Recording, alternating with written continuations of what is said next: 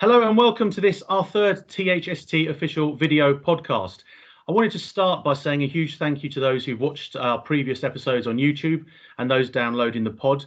We're available on Spotify, as I'm sure you all know, and now on iTunes as well.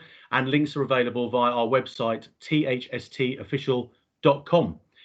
Today, we're going to be discussing frequently asked questions surrounding ticketing, the ballot process of reduced capacity games, and what the Trust has lobbied for.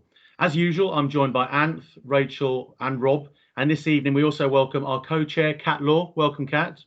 Hello. Kat is also an FSA National Council member and former FA Council fan rep. She joined our board in 2013 and is also the ticketing lead on our board. Now, ticketing is a massive area of work for us. It's one where there's a lot of work going on behind the scenes where many people don't realise quite how much is going on, which is why we're so grateful for Kat for doing all the work in that area. What I'm going to do, we'll ask our usual questions around our group, but I'll hand over to Kat just to start by explaining a bit more about what we do and some of our past successes. Over to you, Kat. Yeah, absolutely. First off, thanks for inviting me on, guys. I'm so super excited. And for everybody listening and watching, it's only taken 3 attempts to get to this point. So it's going brilliantly. I'm loving this. So thank you very much. And as Martin B said, ticketing definitely our busiest area. And I'd say it's also our most controversial. It affects every match-going fan. It's the most basic of requirements, a match ticket. I think the thing is there's always more fans than tickets. So every allocation and every method of allocation is always controversial.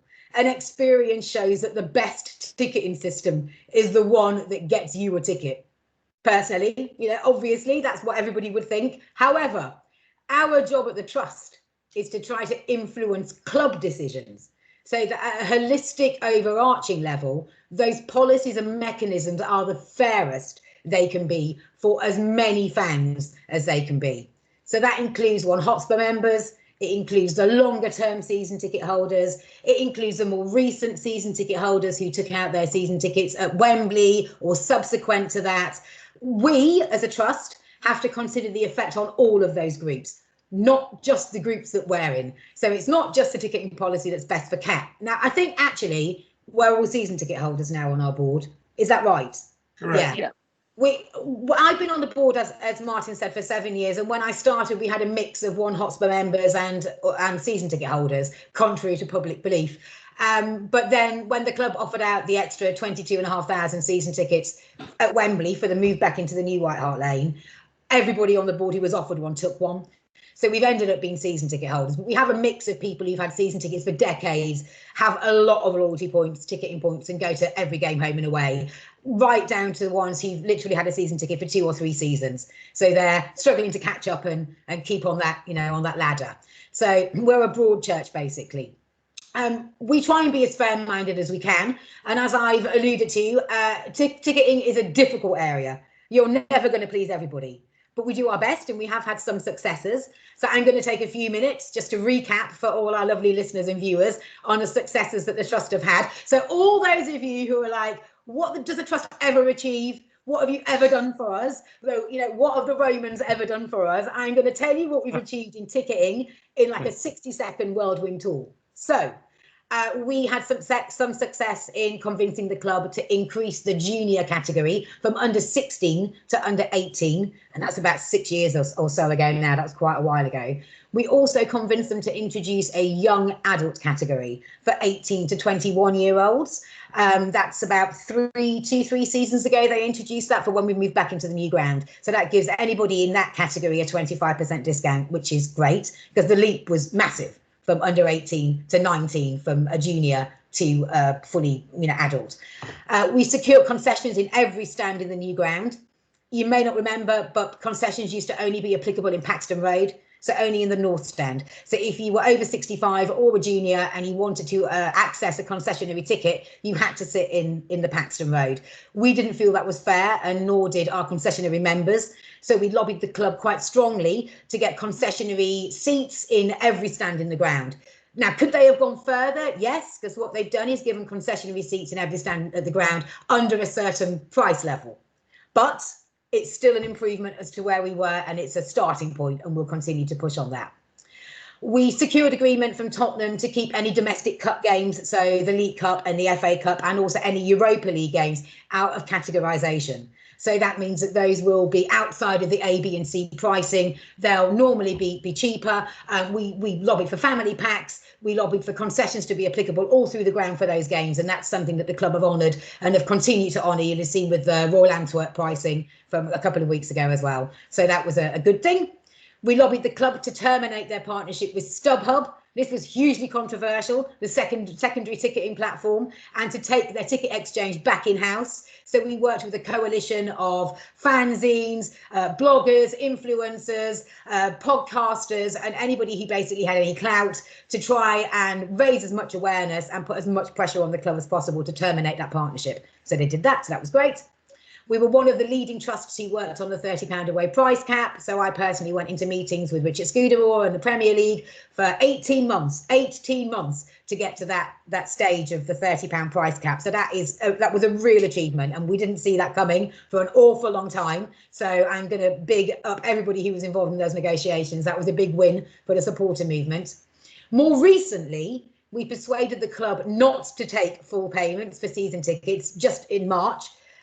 You probably have all forgotten, it seems so long ago, but back in February time, the club announced their pricing for season tickets, and we had a deadline of when that renewal window was opening and when it was closing. And when the virus hit, that renewal window was about to open, and we were in 11th hour negotiations with them, convincing them not to activate that window, because at that moment in time, to start asking for the full amount of season ticket money for next season, we had no idea when we were going to be back in the ground. People were being furloughed, losing their jobs, all the uncertainty and worry over the pandemic. It would have been totally tone deaf of them to have gone ahead with that. But we managed to get a U-turn at the very last minute, which is why you lovely people and all our season ticket holders listening have only had to pay a 20% deposit so far. So that was we're taking that as another win. We work really closely with the club in developing policies for things like ticket exchange and ticket share.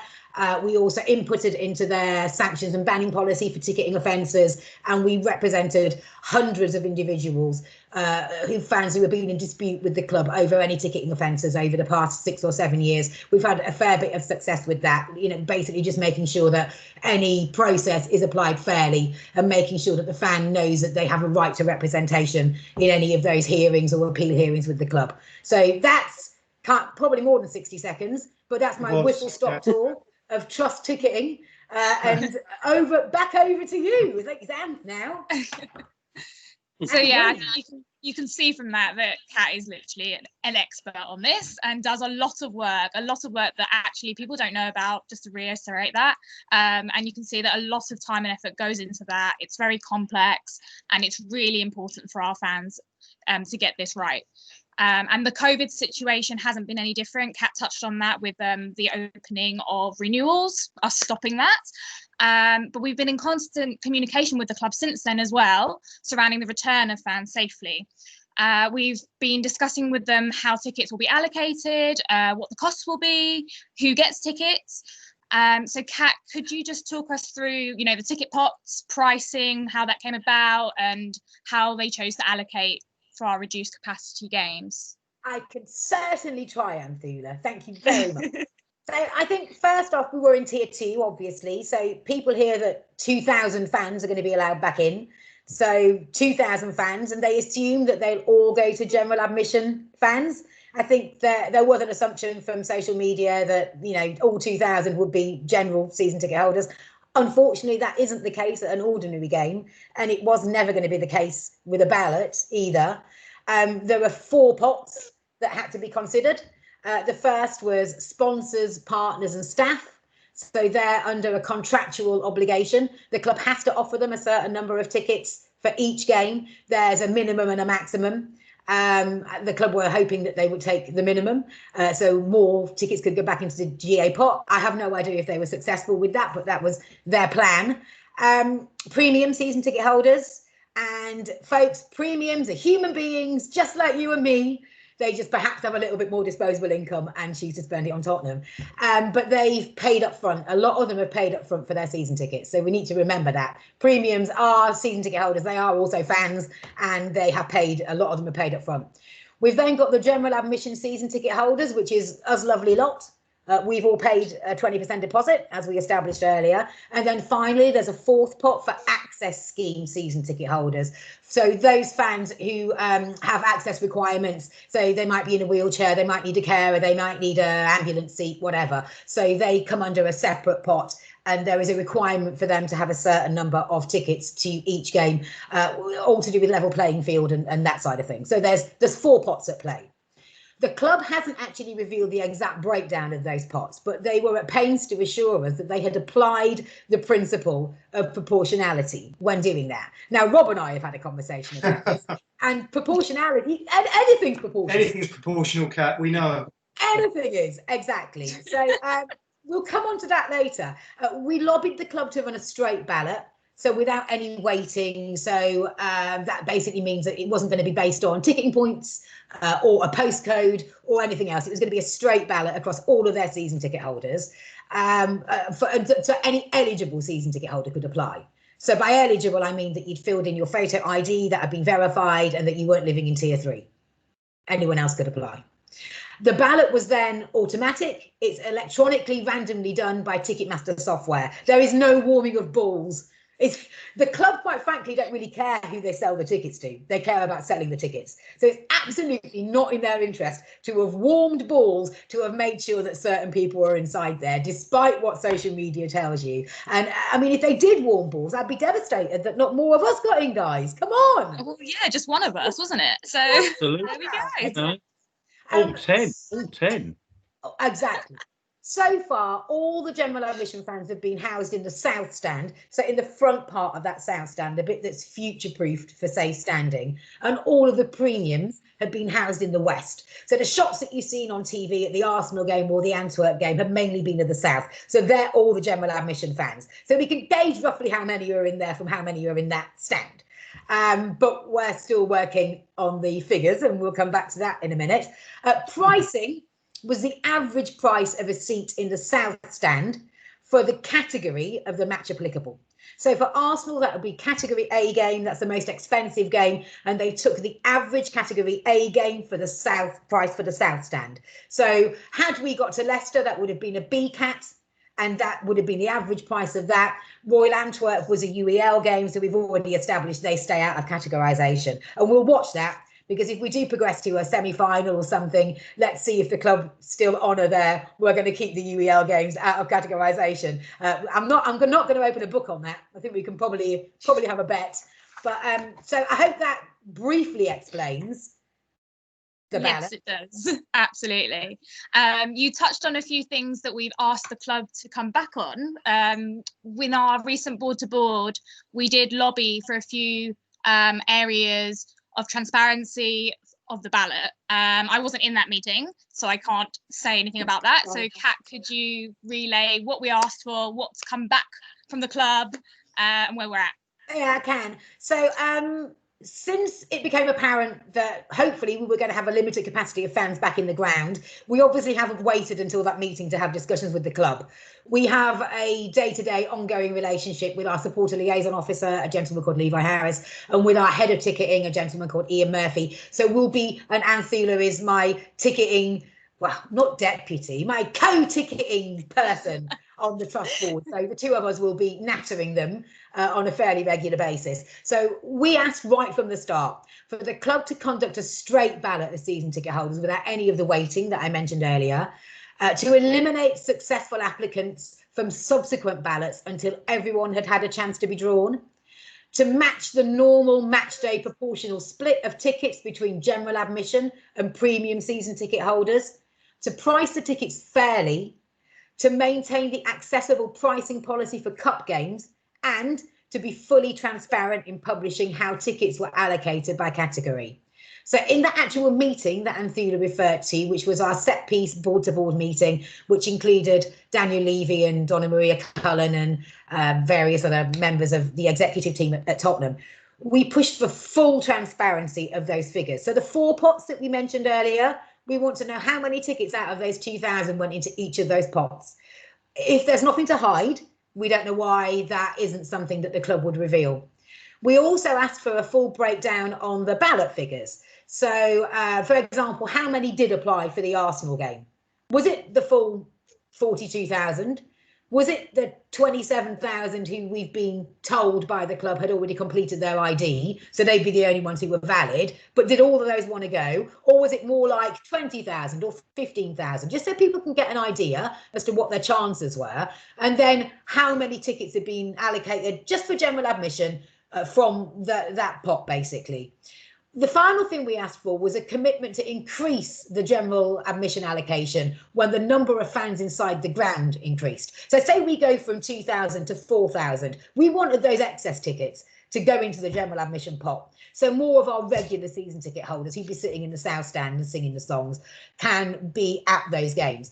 So at the meeting, the club said that they noted and they would consider our requests. They've subsequently come back and said they are not going to give us that information. They're not comfortable revealing it. It would be misleading. Our position back to them is it's more misleading, not confirming it. And if you've nothing to hide, why are you hiding it? Obviously, all of you guys know it was incredibly controversial on Twitter, and there are an awful lot of rumours and a scepticism and there's cynicism out there. And I think the way to face that is to be transparent. And I think all of us as fans can understand that the club has got an awful lot of pressure on them. They have 42,000 general admission season ticket holders. They have 8,000 premium season ticket holders. They have the obligation to their sponsors, their partners, their affiliates that we've already touched on. And then they have the access obligations as well. So I don't think anybody would go nuts if not all 2,000 were going to general admission season ticket holders. And if you can explain to people why you divided in the way that you did, 95% of your fan base are going to be understanding of that. These are exceptional circumstances. You will always get the odd fan who believes that they are more worthy of a ticket than someone else, or that's never going to believe a word that the club says. But you've got to go with what the majority would like to hear. And for me as a fan rep, it's my job to make sure that they communicate with our members and the Spurs fan base as honestly as possible. We're not going to, hang them for this, but it would be nice to be trusted, to be able to evaluate their statistics and their figures in a measured and pragmatic way. So at the moment, we're pushing back, as you would expect. I mean, at the moment, we've obviously slipped into tier 3. So there aren't going to be any fans at games for a while now. And I suspect the club will hope that this will just quietly slip away. But it's our job to make sure that however the mechanism worked for the 2 games that we've had already, the Royal Antwerp and Arsenal, that any issues have been addressed before we open up for ballots again, and to know roughly what those pots are so we can manage expectations of our members and our fans. And I don't think that's unrealistic. So that's an example of where I'm not necessarily saying that the club has got something to hide, but when they're not open and honest about it or don't communicate with their fan base, this is when, if you leave a vacuum, then rumours start to fill it. So yeah, I think it was the principle of proportionality, which was it's, as you said, it was such a weird statement, and we picked that apart a little bit. Yeah. And I think also it was one of these occasions where they were very limited in their communications to the general fan base, and people that I talked to didn't really realise that was the case. And yes, it may be a case of people not wanting to ask enough questions, but you're right. This is our job, and hopefully, we can get some answers to that. I think it's important. Yeah, it is, and we did manage to get full transparency for the ballot for the last season at Old White Hart Lane. So when we had to take out that northeast corner, we lost about 5,000 seats or so in the end, and we had to relocate an awful lot of people from Paxton and whatever else, and there just weren't enough tickets for the One Hotspur members. So they moved to a ballot system for the home games for that final season. And they were totally transparent. So we'd know how many people applied, how many people had been successful. They'd even break it down by stand and everything. So I was quite surprised that they weren't going to do this time. It wasn't the impression that I'd been given. So obviously a decision had been made at board level not to reveal this. So we'll try and chip away at it. Yeah. We'll try and chip away. Yeah, I mean, I know obviously ever since we had the good news that we were going to be able to return fans to the stadia, I mean, obviously everybody looks at it from their perspective, and it's, what works for me, as you said, Kat, the best policy is the one where I can go. That isn't the best policy, and, that's not the most fair method. But it is about transparency and communication so that people trust what they're hearing. Yes. And I know that one of the things, we've had a lot of questions from our members, but one of the things that there's been a perception of is that the club are being greedy in retaining our season ticket deposits and not allowing people to pay by credits, or just sort of taking off the payment from the deposit that they've paid. Now, I know the answer, but Kat, you're going to be able to express this much more eloquently than me. Can you tell everybody? 12 times and I still don't understand it. So please, Kat. Oh God, right, I'm really going to try, and Rob can tell me if this has made sense at the end of it. So I think the reasoning for you paying a 20% deposit and that's sitting in your ticketing account, but you not being able to offset any ballot tickets through it is part practical and part principle. So on the practical side of things, when you go to apply for one of the ballot tickets, you have the ability to apply for up to 6 tickets, and you're applying as a lead booker. So think that you're doing this for an away game, or you're doing this for a semi-final at Wembley, or for a final. You're the lead booker. So if your group are successful, you're paying for the entirety of your group. That's not then going to split into, let's say you've applied for 6, into 6 separate payments. It's all going off your credit card. The way that the Ticketmaster piece of software is built means that the ballot then looks to link the purchase to a card. It doesn't look to link the purchase to someone's credit in a ticketing account and then split that 6 ways across your group. Now, if you've been successful for the Arsenal game at £65 plus £1.75 booking fee, which we can come on to later, that's a lot of money. And that's probably more money than is sitting in most people's ticketing accounts. So then you have an issue where you've used all of your deposit and all of your credit to pay for your mate's Arsenal tickets. You've now got nothing left, but they're still going to have to come after your credit card for another 120 quid or so to make up that shortfall. It's just super messy. It really is. And it's a bit of technology that doesn't talk to each other. So it needs to be a card purchase because you're doing it in groups as a lead booker. So that's the practical part. Rob, does that make sense? It does, Kat, yeah. Funny, I've got to tell you, I went to watch Haringey Borough last night, and there were 2 guys behind me talking about it, and I really felt like I wanted to turn around and explain to them exactly why. If it had been 24 hours later, I would have been more than happy to do that. I could do that now. It's fine. You can do it now. It's brilliant. So you can direct them to this podcast. Yeah, true. That's exactly what I was about to say. I was just about to say that. I think that's definitely what we're going to be doing in future, isn't it? The principal part was basically your 20% was there to signify to the club that you are serious about retaining your season ticket for this year. That is your commitment.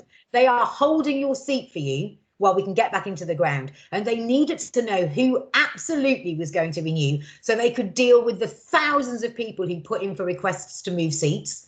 Because obviously, if you don't know if your seat is sold or not, you can't sell it to someone else. So that was a prime reason for them needing that. And it's their security blanket in a way that you are going to pay the rest of your ticket when we get back to full capacity. So if you've used all that credit up, your commitment's also gone. So that's the principal part. And just to reiterate what happens with your deposit, once we get back to full capacity, the club will look at how many home games are left, and they will then look at the pro rata price. So your season ticket divided by the number of games in the package. So for a standard general admission, that's 19 league games. That's your pro rata price. We'll times it by the number of home games that are left. They'll deduct off your deposit, and that's what you'll pay. So that's where that goes. If we don't get back in this season at full capacity, your 20% will roll over towards your renewal for the following season, so you'd only owe them 80%. We haven't got into the granular detail of what happens if next August we're still not all in the ground, but with vaccines coming out at a rate of knots, and Anthula, for sorry guys, but before we started recording, Anthula absolutely gave us a masterclass on the vaccines. So I'm fully confident that they'll be available and in place for everyone by the start of next season. But that's the deposit. Hopefully that helps. I think that was an excellent answer. Thanks, Kat. I mean, there's obviously we're just desperate for the day that we can all get back. We want it to be full crowds. We can all activate our season tickets, etc. But in the meantime, here we are. We were, so excited having the 2 matches that fans could return to in limited numbers, and now we're back on tier 3. There are still questions, though, you know, obviously it's going to be behind closed doors for now, and we'll all be watching on Amazon Prime, and other channels are available. But there's a few questions that have come up regularly. So even though they don't apply at the moment, I think it's worth just exploring some of those.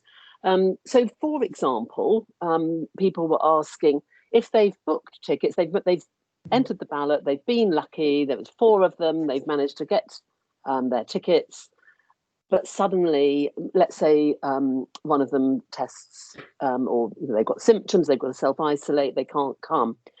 How does that leave them? So if they are not able to come to the match, does that affect the other people in the party?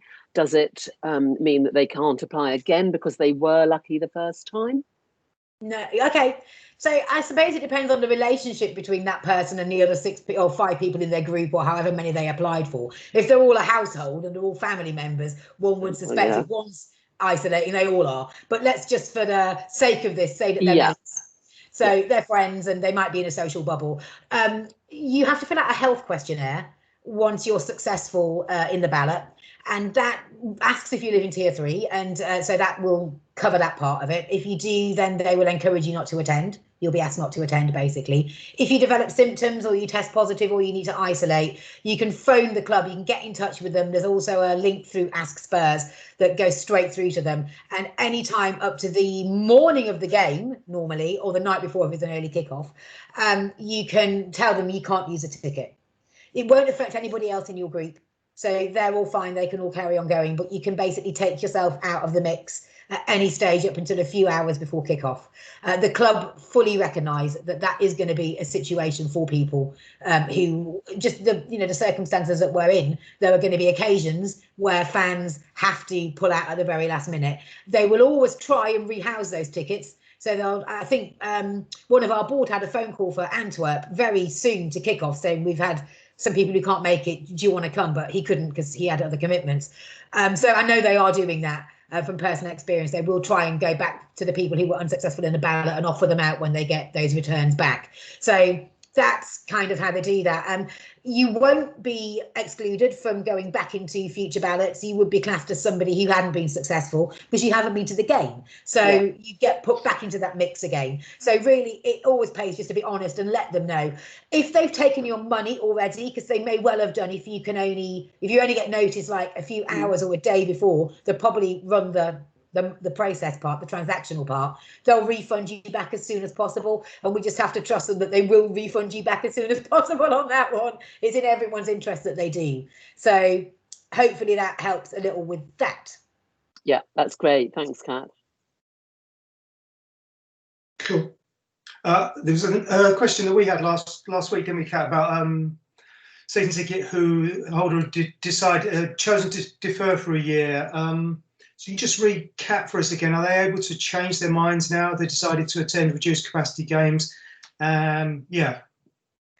Reduced capacity games, I think they are out of the ballots because they ruled themselves out of the ballots. But as soon as we are back up to full capacity again, if they would like to attend those matches this season, if they give the ticket office sufficient notice, and provided the ticket office hasn't already sold their seats for upcoming games, they are more than happy to reverse that and let them back in.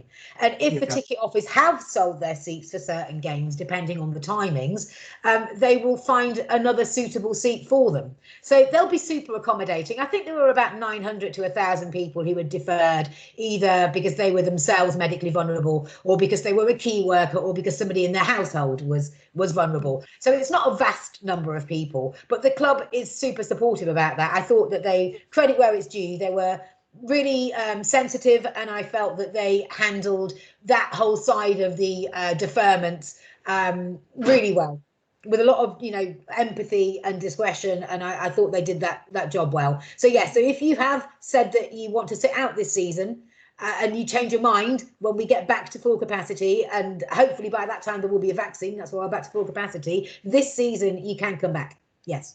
Cool. And another one that we've been getting traffic about is the alleged Arsenal fan in the ground. We did ask the club about that, didn't we, though, Kat?